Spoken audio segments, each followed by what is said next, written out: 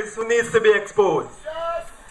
Tonight, you have seen what's happening in our constituency.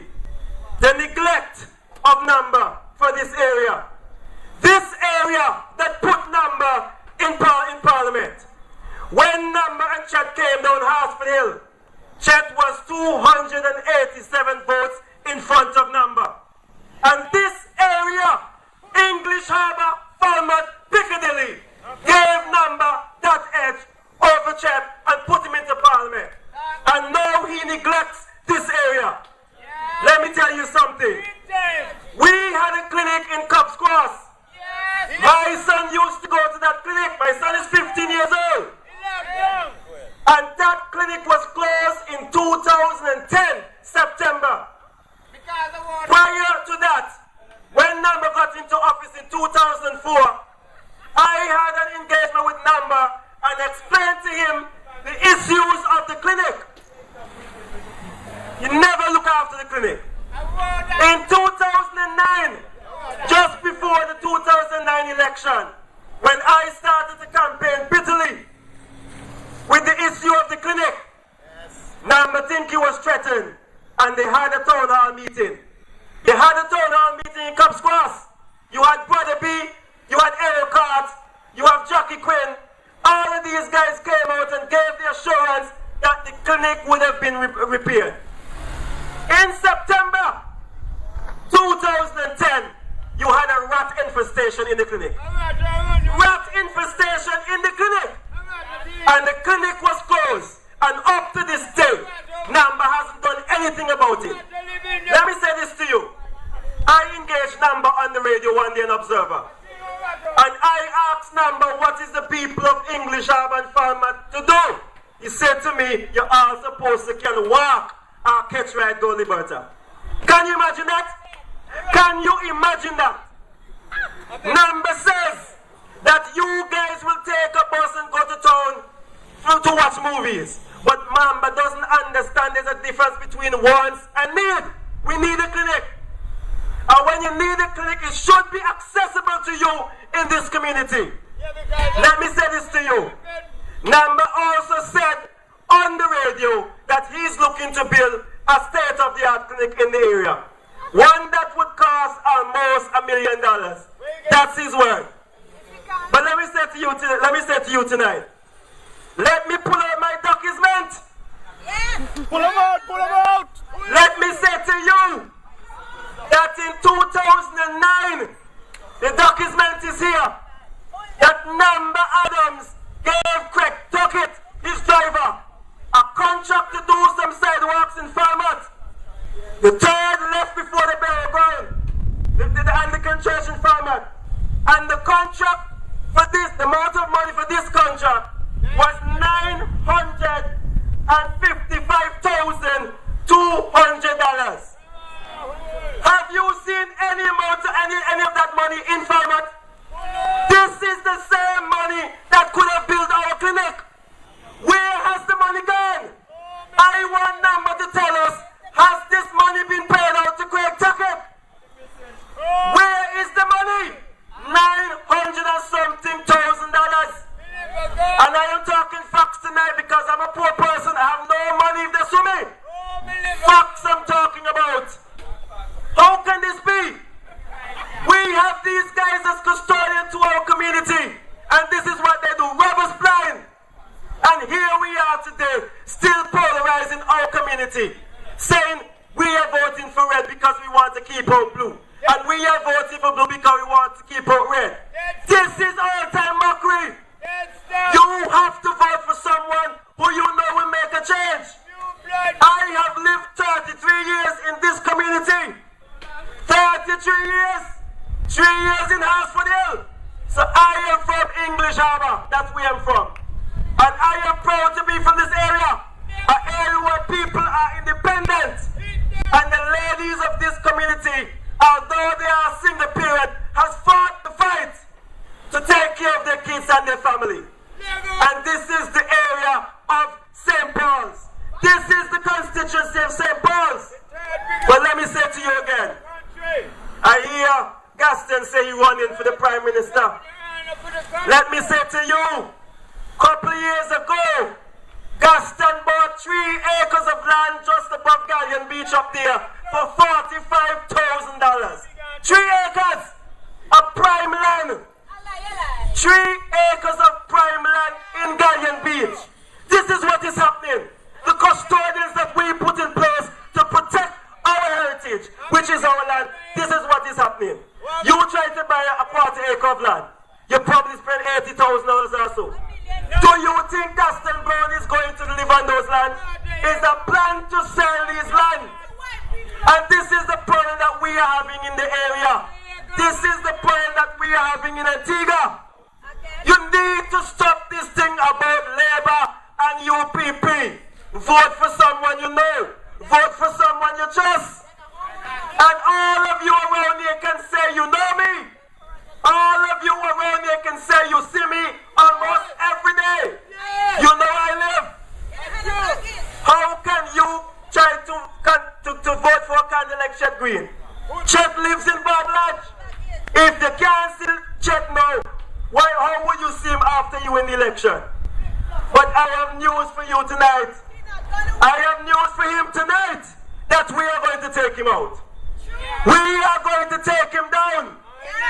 We are going to take out Chet and let Chet know that English Harbour, Farmers and Piccadilly, we don't know him. A lot of you don't know Chet. Other than football, you don't know Chet. And we are saying that the people of this community must rise up as a people and support a man you can trust, a man who will deliver, a man who will take your issues to Parliament. I have listened to all the debates for the past couple of weeks since the campaigning season started. I haven't heard of any plans at all. But let me give you some of my plans. And my plans are not pie in the sky. These plans are simple plans to help to develop our community.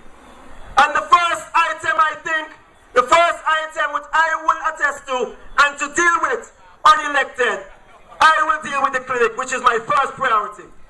That is my first priority. That should be the first priority. Let me say this to you. Let me say this to you. I've traveled to many countries around the Caribbean. From Barbados right up to St. Thomas. I've lived in all these countries for 3 months, 4 months and observed what is happening in this area.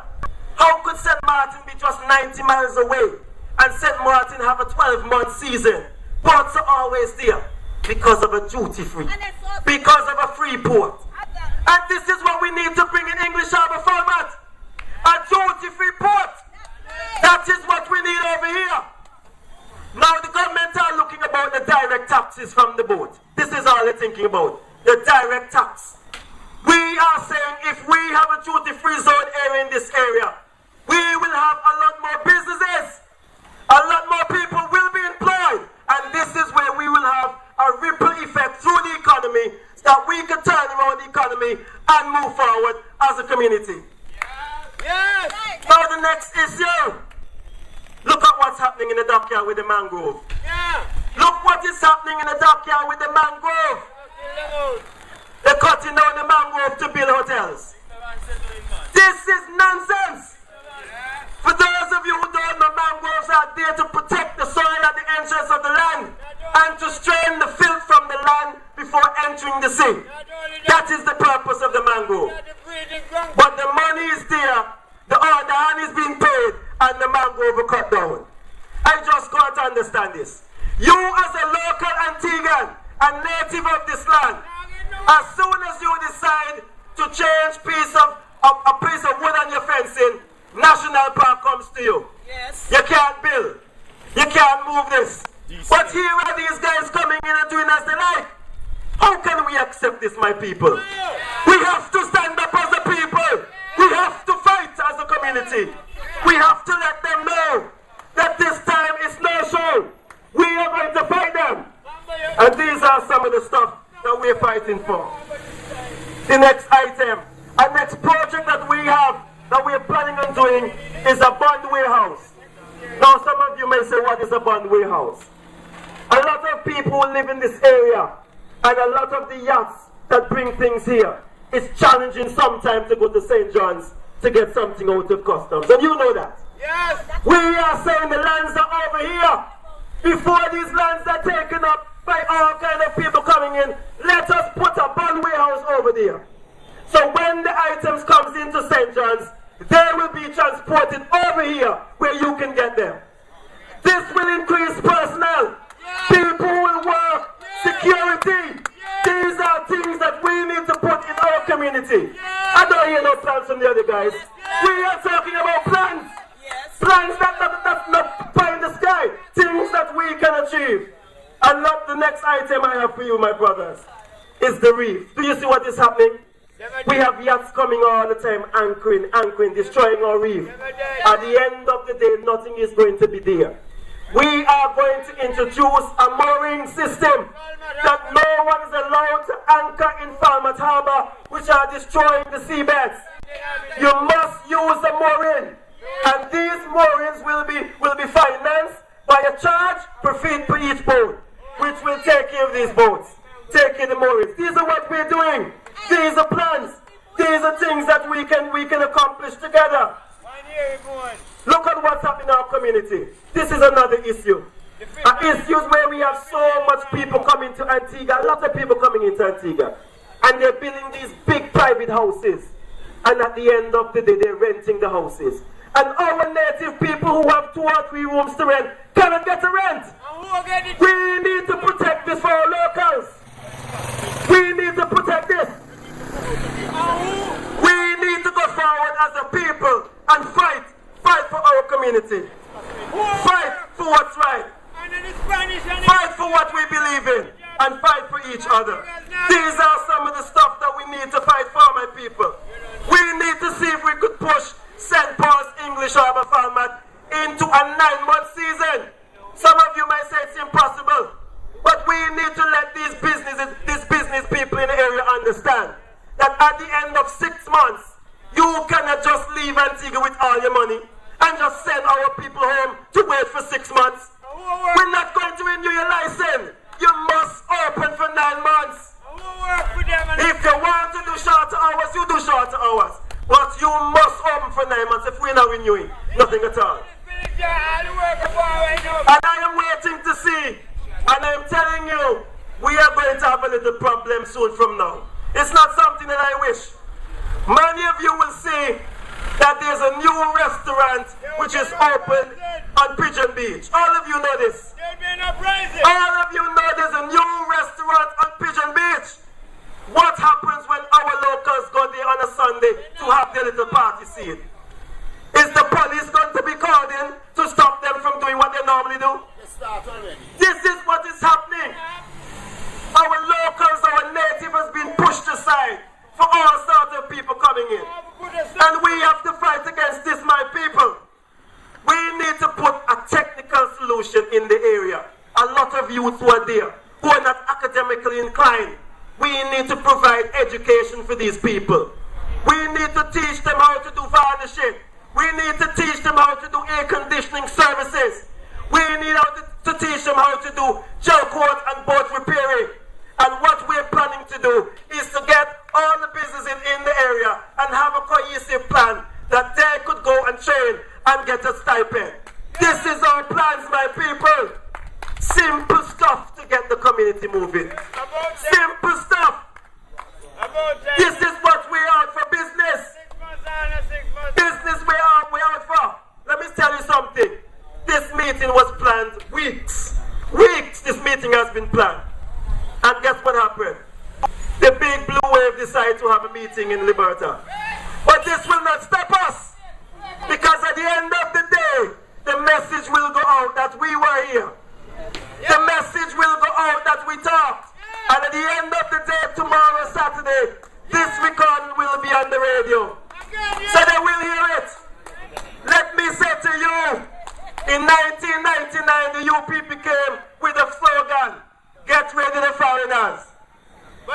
In 2004, they came with the story, "The Big Blue Wave."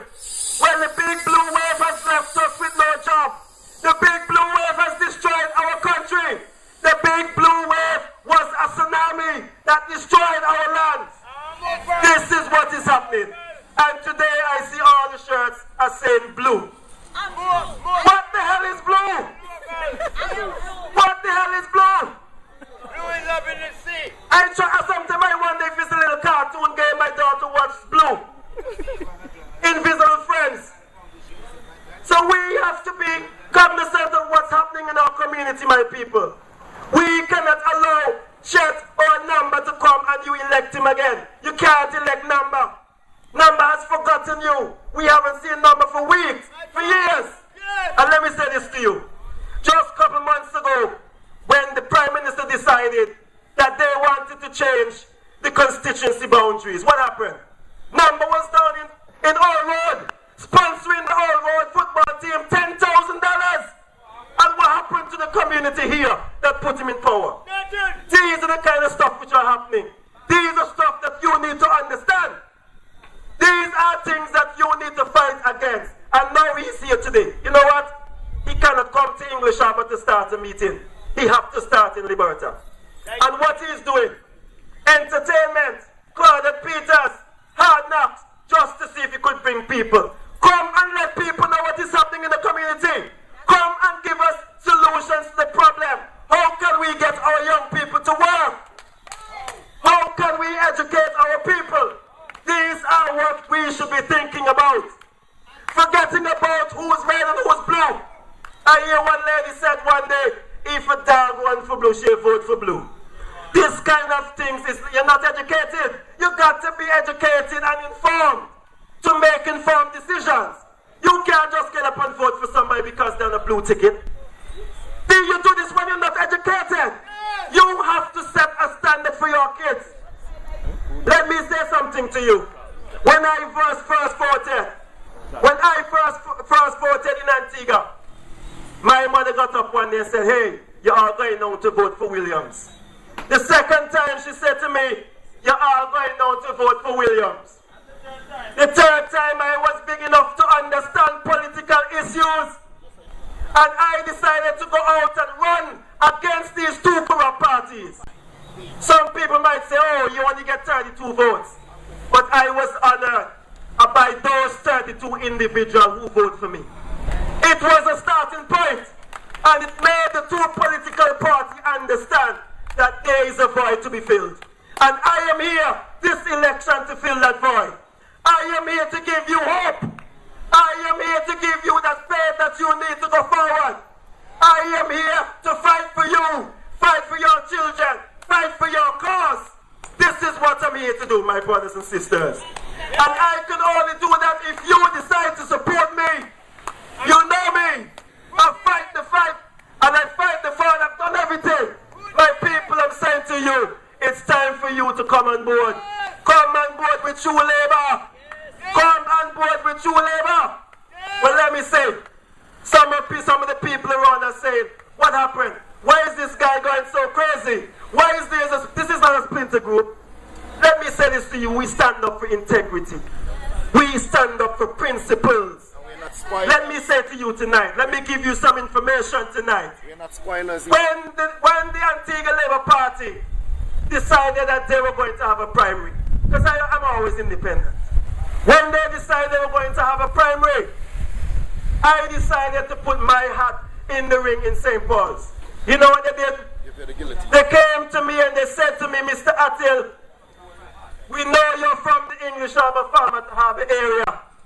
We prefer if you go to All Saints East and St. Luke and run a primary against Fredericks, because Fredericks is no. Let me tell you what is happening.